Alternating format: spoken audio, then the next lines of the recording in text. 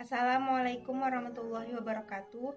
Perkenalkan, saya Sari Reginawati, mahasiswi Politeknik Negeri Subang dari Prodi Keperawatan tingkat 1 kelas A dengan nomor pokok 10402049. Pada kali ini saya akan menjelaskan mengenai materi isi buku Pendidikan Kewarganegaraan untuk Pendidikan Tinggi dengan pengarang Dr. Ujang Carda, SSH, MH, MIP, MAP. Adapun resum dari buku tersebut dengan penjelasan sebagai berikut. Buku ini terdiri dari 7 bab. Bab 1. Orientasi terhadap pendidikan kewarganegaraan. Peran aktif pendidikan, yaitu mempersiapkan pribadi sebagai warga dan masyarakat yang bertanggung jawab, menanamkan dasar pembangunan yang berkelanjutan, dan menyelenggarakan pendidikan yang berorientasi pada pengembangan ilmu pengetahuan.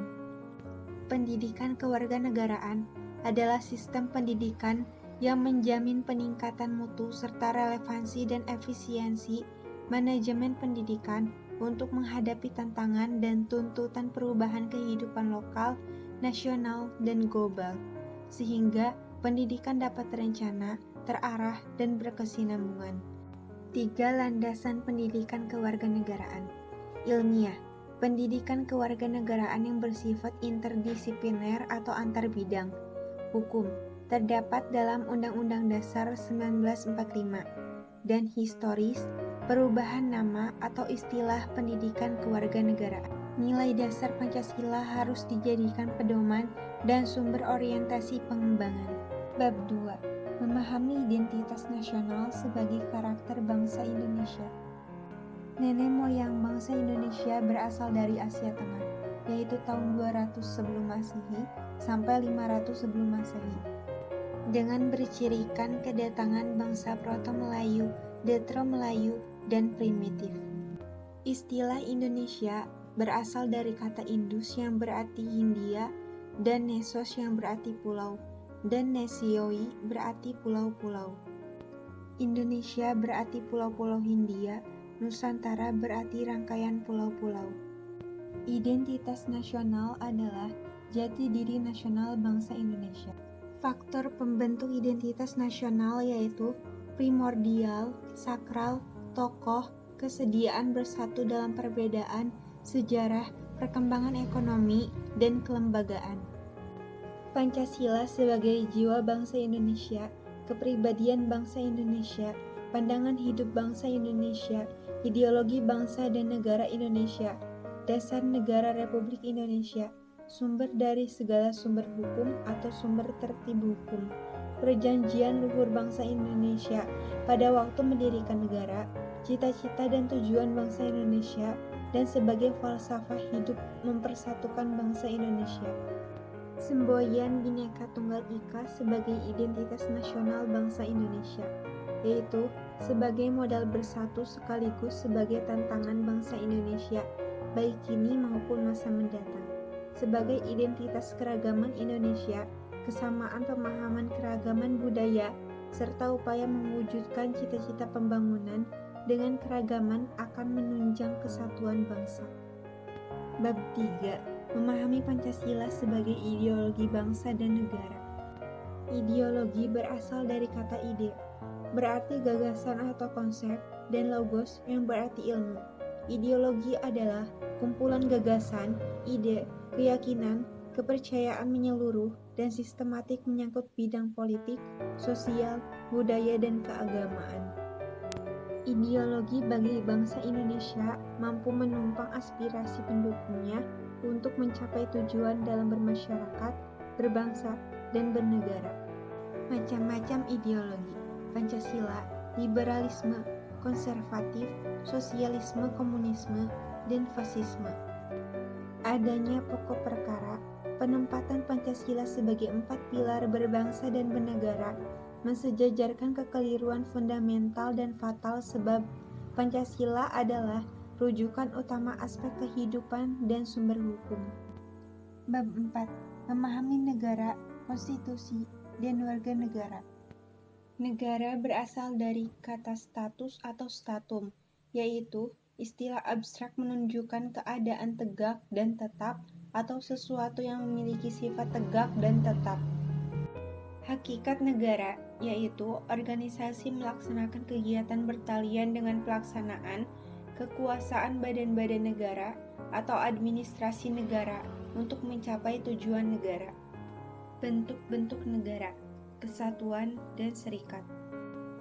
Peran konstitusi yaitu pedoman dasar penyelenggaraan kehidupan negara agar berjalan tertib, teratur, dan tidak terjadi tindakan sewenang-wenang pemerintah terhadap rakyat.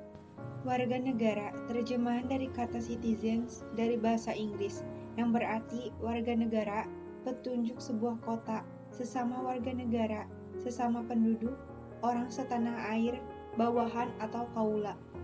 Dua asas kewarganegaraan yaitu ius soli dan ius sanguinis. Bab 5. Memahami negara hukum, HAM, dan demokrasi.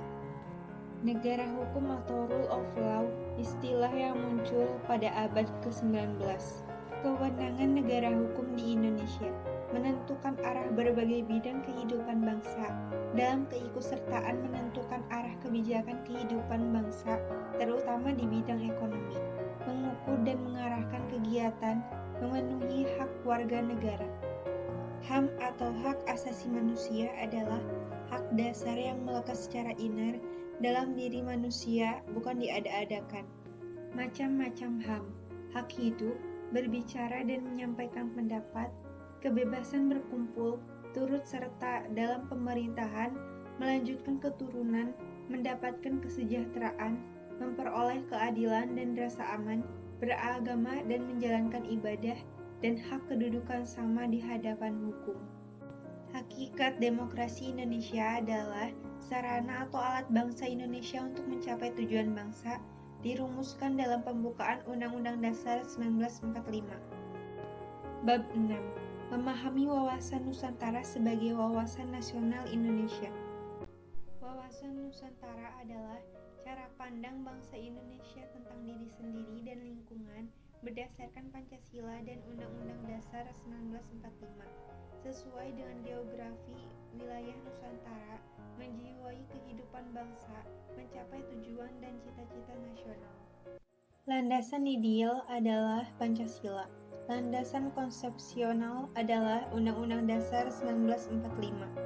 Hakikat wawasan Nusantara adalah keutuhan Nusantara dalam arti cara pandang selalu utuh dan menyeluruh dalam lingkup Nusantara demi kepentingan nasional.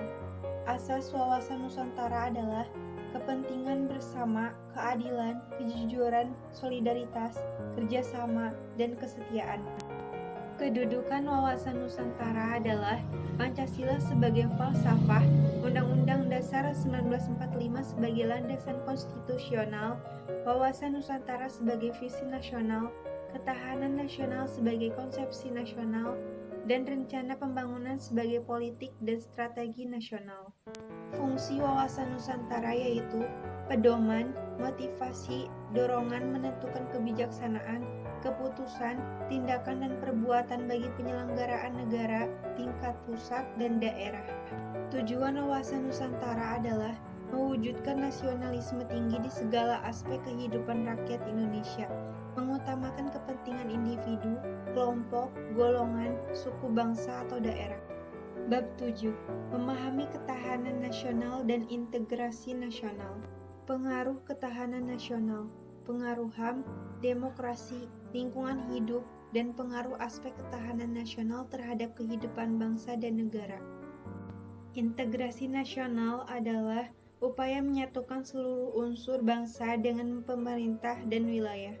Dari uraian bab-bab tersebut, isi buku pendidikan Pancasila ini adalah orientasi terhadap pendidikan kewarganegaraan, identitas nasional sebagai karakter bangsa, hakikat negara, peran konstitusi, warga negara, kewenangan negara hukum, HAM, hakikat demokrasi, hakikat wawasan Nusantara sebagai wawasan nasional Indonesia, pengaruh ketahanan nasional, dan integrasi nasional Indonesia.